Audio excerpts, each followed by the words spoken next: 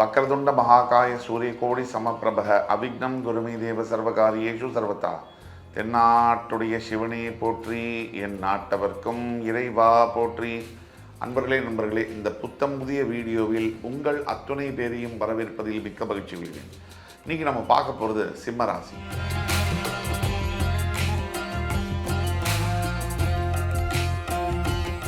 பதினெட்டு ஆண்டுகளுக்கு பிரம்மாண்ட ராஜயோகம் தரும் ராகு.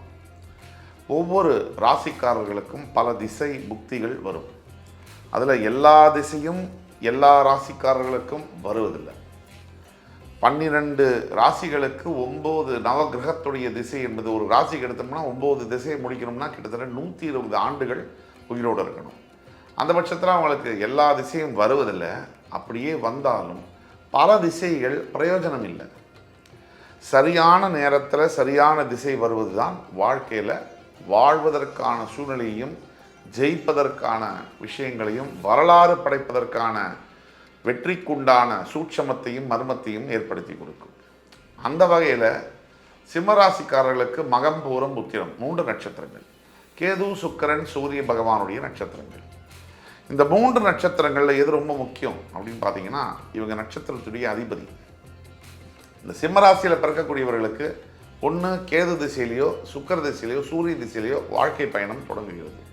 சராசரியாக கிட்டத்தட்ட ஒரு 35 முதல் ஒரு 50 வயசுக்குள்ள ராகு திசையானது வரும்.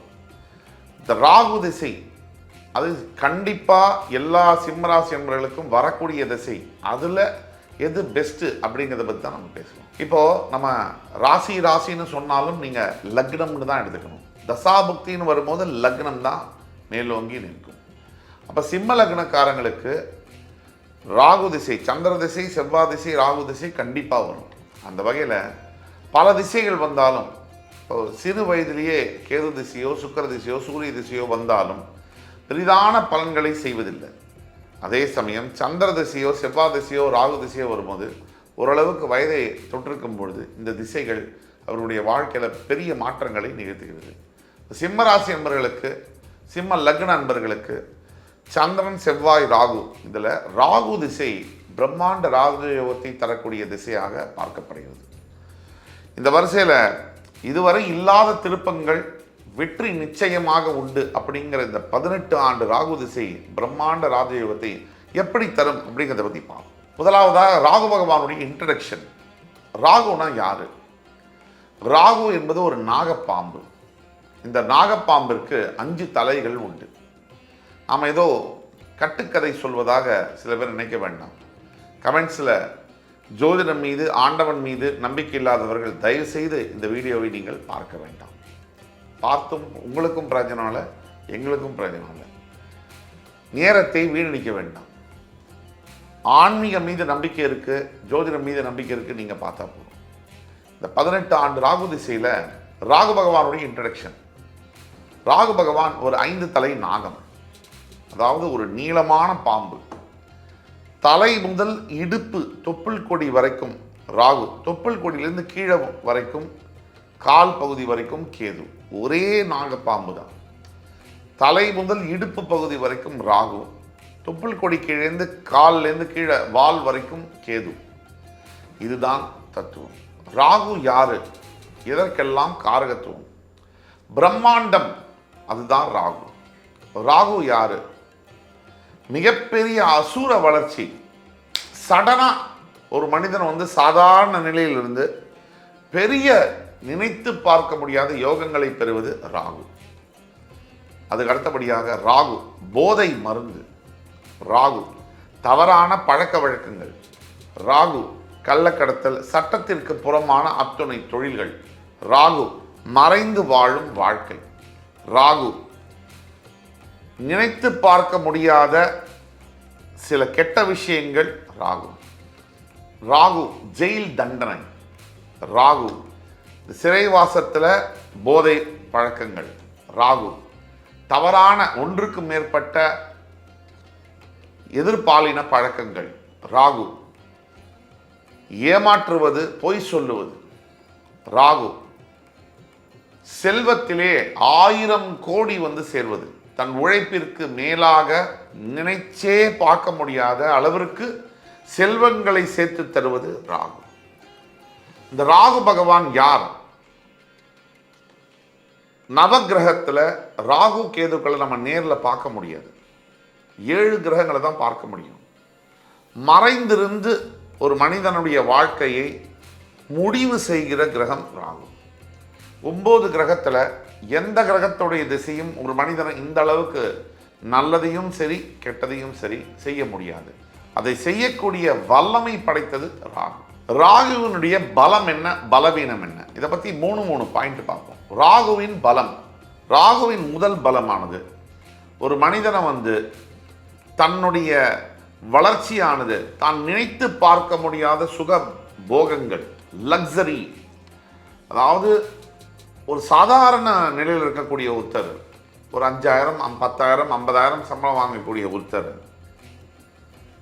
நினைத்தே பார்க்க முடியாத அளவிற்கு சுகபோகங்களாக ஒரு 1000 கோடி 10,000 கோடி சம்பாதிப்பது ராகுவினால். ராகுவினுடைய பலம் அசாத்திய புகழ். அதாவது நினைச்சு பார்க்க முடியாத அளவிற்கு புகழ், வரலாறு கிடைக்கும். ராகுவனுடைய பலத்தில் முக்கியமானது புகழ் அப்படின்னா சினிமா துறை முக்கியமாக நம்ம எடுத்துக்கிறோம். ஒரு சூப்பர் ஸ்டார் ரஜினிகாந்த் ராகு திசையில் தான் சினிமா ஃபிலிம் இண்டஸ்ட்ரிக்கு வந்தார். ராகு திசை முடியும் போது சிஎம் சேர் அவர் வீட்டு வாசலில் காத்துட்டு இருந்துச்சு. ராகுவினுடைய பலம் செல்வாக்கை கொடுப்பது, மறைந்திருந்து தாக்குவது, எதிரிகளை வெல்வது.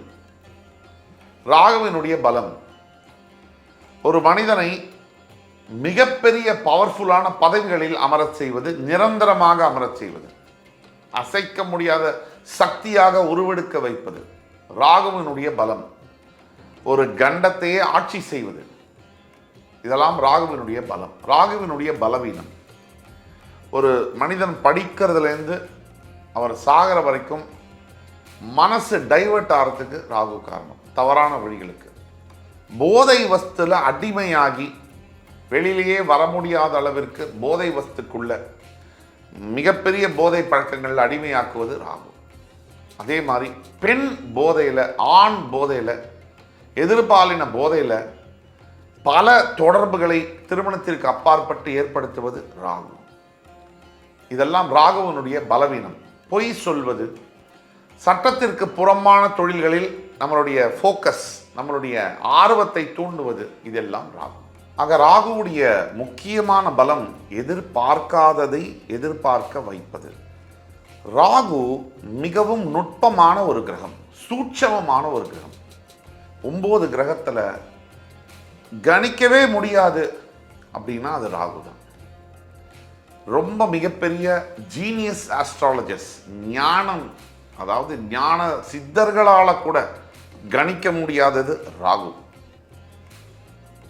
ராகு அவருடைய பலம் பலவீனம் பற்றி பார்த்தோம். நமக்கு தெரியாத ஒரு பலம், ஒரு மிகப்பெரிய பலம் ராகுவிடம் இருக்கிறது. ஒரு மனிதனை பெரிய ஆன்மீகத்தில் ஈடுபடுத்தக்கூடிய ஒரு கிரகம் ராகு. அதாவது எதுலேயுமே நாட்டம் இல்லாமல் எல்லாத்தையும் தாண்டிய ஒரு பக்குவம், மனப்பக்குவம், அதாவது டிட்டாச்மெண்ட்னு சொல்லுவோம், அதுவும் ராகு தான். இப்போ ராகு சிம்மம் வர்சஸ் ராகு கனெக்ஷன் என்ன? சிம்மம் ராசிக்கும் ராகுவுக்கும் உள்ள தொடர்பு. பொதுவாக லக்னம் ராசி, இந்த லக்னத்துக்கு தான் பலனை நீங்கள் அதிகமாக எடுத்துக்கணும். அந்த லக்னத்திலிருந்து ராகு 3, 6, 11, 12 இந்த இடங்களில் ராகு இருக்கணும். அப்படி இருக்கும்பொழுது அந்த ராகு யோக ராகுவாக தன்னுடைய பலனை தருவார். ஆனால் 2வது நிபந்தனை இருக்குது. இந்த ஒரு நிபந்தனை மட்டுமல்ல, 2வது ஒரு நிபந்தனை இருக்கு. மேஷம், ரிஷபம், கடகம், கன்னி, மகரம் இந்த இடத்துல ராகு ஒரு ஜாதகக்காரருக்கு இருக்கும் பொழுது மிகப்பெரிய ராஜயோக பலனை தருகிறார், பிரம்மாண்ட ராஜயோகத்தை தருகிறார். இதில் உங்கள் லக்னம் சிம்மமாக இருந்து உங்களுக்கு நான் 12ஆம் வீட்டையும் சேர்த்துப்பேன். உங்களுக்கு ஜாதகத்தில் உங்களுடைய 3ஆம் இடம் என்று சொல்லக்கூடிய துலாத்திலோ, உங்களுடைய 6ஆம் இடம் என்று சொல்லக்கூடிய மகரத்திலோ, முக்கியமாக மகரத்தை நான் எடுத்துக்குவேன். இதில் முக்கியமாக மகரத்தை எடுத்துக்கொண்டே ஆக வேண்டும். உங்களுடைய 3, 6, 11, 12 வீடுகள். இதில் சிம்மத்துக்கு சிறப்பு எது அப்படின்னா, உங்களுடைய 6ஆம் வீடு மகர ராசியிலோ ராகு இருக்கும் பொழுது பிறவி ஜாதகத்தில், உங்களுடைய 11ஆம் வீடு என்று சொல்லக்கூடிய மிதுனத்தில் ராகு இருக்கும் பொழுது, உங்களுடைய 12ஆம் வீடு என்று சொல்லக்கூடிய கடகத்தில் ராகு இருக்கும் பொழுது, இதில் ரொம்ப சிறப்பு மகரம் மற்றும் கடக ராகு. சிம்ம லக்னம் நீங்கள் மகரம் மற்றும் கடக ராசியில் ராகு உங்களுக்கு ஜனன ஜாதகத்தில் இருக்கார் அப்படின்னா, அந்த ராகு திசையானது 18 ஆண்டு காலத்துக்கு பிரம்மாண்ட ராஜயோகத்தை தரும். இதற்கும் நிபந்தனைகள் உண்டு. அவருடைய நட்சத்திர பாதம் கணக்கில் எடுத்துக்கணும். அது எந்த நட்சத்திரம்? ராகு வாங்கியது உத்திராட நட்சத்திரமா, திருவோண நட்சத்திரமா, அல்லது அவிட்ட நட்சத்திரமா? மகர ராசியில் ராகு வாங்கியது புனர்பூச நட்சத்திரமா, பூச நட்சத்திரமா, ஆயில்ய நட்சத்திரமா? பெரும்பாலான நிலைகளில் ராகு உத்திராட நட்சத்திர சாரத்தில் அமரும் பொழுது பிரம்மாண்ட ராஜயோகத்தை தருகிறார். பெரும்பாலான நிலைகளில் ராகு அவிட்ட நட்சத்திரம் செவ்வாய் சாரத்தில் உட்காரும் பொழுதும் சுப தொடர்புகள் அமையும் போது, சுப கிரக பார்வைகள் அமையும் போது மிகப்பெரிய யோகங்களை தருகிறார். பெரும்பாலான நிலைகளில் ராகு புனர்பூச நட்சத்திரம் குரு பாதத்தில் அமரும் போதும், பெரும்பாலான நிலைகளில் ராகு பூச நட்சத்திரம் சனி பாதத்தில் அமரும் பொழுதும் மிகப்பெரிய யோகங்களை தருகிறார், சுப கிரக தொடர்புகள் ஏற்படும் பொழுது. இதை நம்ம ரொம்ப டெக்னிக்கலாக பேசுகிறோம். ஆனால் சிம்மம் வர்சஸ் ராகுக்கு கனெக்ஷன், சிம்மத்துக்கு 6லையும் 12லையும் ராகு இருந்துட்டா அந்த 18 ஆண்டு கால திசை என்பது ஒரு மனிதனுக்கு தன்னுடைய நிலைக்கு மீறிய யோகங்கள், தன் பல ஜென்மங்களாக உருவாகக்கூடிய கர்மாவானது ஒரு ஜென்மால அந்த புண்ணிய கர்மாவை அனுபவிக்கக்கூடிய யோகம் என்பது வரும். அந்த பல ஜென்மங்களாக அனுபவிக்கக்கூடிய கர்மாவானது பிறவிகள் தாண்டி ஒரு பிறவி, ஒரு எடுத்துக்காட்டுக்கு ஒரு சிம்ம லக்னக்காரர், அவருக்கு 6ல் மகர ராகுவோ இல்லை 12ல் கடக ராகுவோ இருக்கார், அந்த திசை வருது அப்படின்னா அவருக்கு அந்த யோகங்கள் பெரிய யோகங்களை தரும். அதாவது ஒரு ஒரு சாதாரண ஒரு நடுத்தர வர்க்கத்தை சேர்ந்தவராக இருக்கலாம், சாதாரண ஒரு வேலை பார்க்கக்கூடியவராக இருக்கலாம். அவருக்கு என்ன நடக்கும் வாழ்க்கையில் அப்படின்னா, சாதாரணமாக ஆஃபீஸ் போகிறார், ஒரு 40,000 சம்பளம்னு வச்சுக்கோங்க. ஆஃபீஸ் வேலை முடிஞ்சு வீட்டுக்கு வர்றார். அந்த வீட்டுக்கு வரத்துக்குள்ளே ஒரு 7:30 மணி 8 மணிக்கு வராருன்னு வச்சுக்கோங்க. அதுக்குள்ளவே அவருக்கு ஒரு ஃபோன் கால் வரலாம். அந்த ஃபோன் காலில், சார் ஒரு சினிமா டைரக்டர், எங்கள் டைரக்டர் ஒரு புகழ்பெற்ற டைரக்டர் உங்களை வெளியில் பார்த்துருக்காரு, உங்களை ஃபிலிமில் ஒரு சரியான ரோல் இருக்குது, உங்களுக்காக அதை ஃபிக்ஸ் பண்ணலான்னு பார்க்குறாரு, நீங்கள் ஆஃபீஸ் பார்க்க முடியுமா அப்படின்னா, மறுநாள் காலையில் இவர் ஆஃபீஸ் வாங்க போகிறார், டைரக்டரை பார்க்க போகிறார். அந்த ஆஃபீஸில் போய் டைரக்டரை பார்த்தோன்னே அவருக்கு சான்ஸும் கொடுக்குறாரு, இவர் நடிக்கிறார். அந்த படம் மொத்தத்தில் மிகப்பெரிய வெற்றி அடைந்து இவருடைய ரோலானது மிகப்பெரிய ஒரு பேசப்படுகிற ஒரு ரோலாக பார்க்கப்படுகிறது. அப்படி வாழ்க்கையை புரட்டி போடுது, சம்பந்தமே இல்லையே. நான் ஒரு நடுத்தர வர்க்கத்தை சேர்ந்தவன், ஒரு 40,000 சம்பளத்துக்கு வேலை பார்க்குறேன். எனக்கும் திரைப்பட உலகத்திற்கோ நான் நடிக்கணும்னு ஆசைப்பட்டோ முயற்சியோ எந்த பயிற்சியோ எதுவுமே எடுக்கல. ஆனால் ஒரே படத்தில் ஓவர் நைட்டில் உலகம் முழுக்க ஃபேமஸ், அது நடிப்புலேயே ஒரு துறையாக மாறி கோடிக்கணக்கில் சம்பாதிச்சு பேர் புகழ் வாகனம் ஒரு வசதியான வாழ்க்கையை வாழ்வது, இதுதான் ராகு. இதுதான் ராகு வர்சஸ் சிம்மம். அதே ராகு சிம்மராசிக்கு ராஜயோகத்தை தருவார். காரணம், சிம்மராசியுடைய அதிபதி சூரியனுக்கும் ராகுவுக்கும் ஒரு மறைமுக தொடர்பு உண்டு. எப்படின்னு கேட்டிங்கன்னா, சூரியனுடைய நட்சத்திரம் மகரத்தில் உத்திராடம் அதில் வருது. அதே மாதிரி சிம்மத்துக்கும் ராகுக்கும் இன்னொரு தொடர்பு உண்டு. சிம்மத்துடைய 5ஆம் அதிபதி குருவுடைய நட்சத்திரம் புனர்பூசம் கடகராசியில் வருது. இந்த கடகராசி புனர்பூசம் 4ஆம் பாதத்தில் பிறந்தவர்கள் பெரிய யோகிகளாக ஞானிகளாக இருப்பதை நாம் பார்க்கிறோம். அந்த வகையில் சிம்மம் வர்சஸ் ராகுக்கு ஏகப்பட்ட தொடர்புகள் என்பது உண்டு.